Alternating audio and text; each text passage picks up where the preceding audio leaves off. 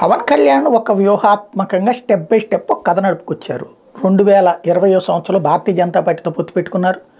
ఆ తర్వాత బీజేపీ జనసేన ప్రభుత్వమే రాసి పెట్టుకోండి అని చెప్పారు. 2024 కలిసి ఎన్నికలకు వెళ్ళబోతున్నాం, రాష్ట్రంలో ప్రత్యామ్నాయం అని ప్రకటించారు. ఆ తర్వాత నిశ్శబ్దంగా తెర వెనకాల జరిగిన వాటిని చూస్తూ ఊరుకున్నారో లేకపోతే ప్రోత్సహించారో తెలియదు. ఏదైతే తెలుగుదేశం పార్టీతో కలిపి స్థానిక సంస్థల ఎన్నికల్లో పొత్తు పెట్టుకోవడం, కలిసి పనిచేయడం కింద స్థాయిలో జరిగిపోయింది, మాకేం తెలియదు అన్నారు. అట్లాంటిది ఏంటో కనుక్కుంటామన్నటువంటిది కింద నాయకులతో చెప్పించారు, కానీ ఆయన నోరు మెదపలా.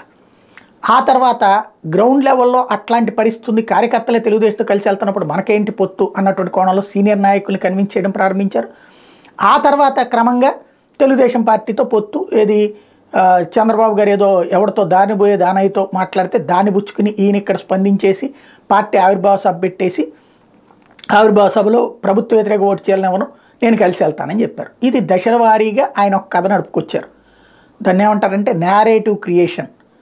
జగన్ పవన్ కళ్యాణ్ వేధిస్తున్నాడు కాబట్టి అందుకోసం పవన్ కళ్యాణ్ రియాక్ట్ అయ్యి జగన్ గద్దె దించడానికి ప్రయత్నించారు తప్పించి మరేమీ లేదు అని చెప్పే నేరేషన్ క్రియేట్ చేశారు. అంటే సినిమాలో చివరిదాకా స్క్రీన్ ప్లే తరహాలో చేశారు. కాకపోతే అది అర్థమయ్యే వాళ్ళకి అర్థమైంది, అర్థం కాని వాళ్ళకి అర్థం కాలేదు. అంటే జన సైనికులు అయితే దానికి ప్రిపేర్ అయిపోయారు.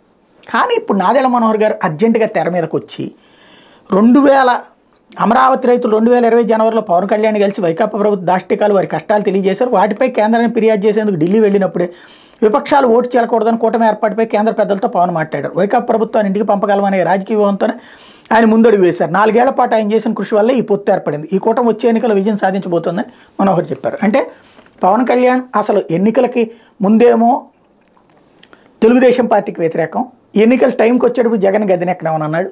2020 నుంచి జగన్ గద్దె దించడం కోసమే ప్రయత్నించుతున్నారు. తెలుగుదేశంతో కలిసి వెళ్ళడానికి 2020 నుంచినే ప్రయత్నిస్తున్నారు. ఆ తర్వాత ఆవిర్భావ సభలో మాట్లాడింది ఇదంతా నాటకమని ఇప్పుడు మనోహర్ గారు పరోక్షంగా కన్విన్స్ చేస్తున్నారు అన్నమాట. ఇది ఆయన పార్టీకి మంచి చేశారో లేదో తెలియదు, కానీ ప్రజలకు ఎప్పుడు అర్థమైపోయింది పవన్ కళ్యాణ్ జగన్ ద్వేషాన్ని. అదే సందర్భంలో ఇంతకుముందు అధికారంలోకి రానినన్నాడు, అధికారంలోకి వచ్చాక దించడానికి ప్రయత్నిస్తున్నారు, అందుకోసమే తెలుగుదేశం పార్టీతో సాగుతున్నారు అన్నటువంటి జనానికి అర్థమైపోయింది. ఇప్పుడు దానికి సర్టిఫికెట్ ఇచ్చారు నాదెళ్ల మనోహర్ గారు.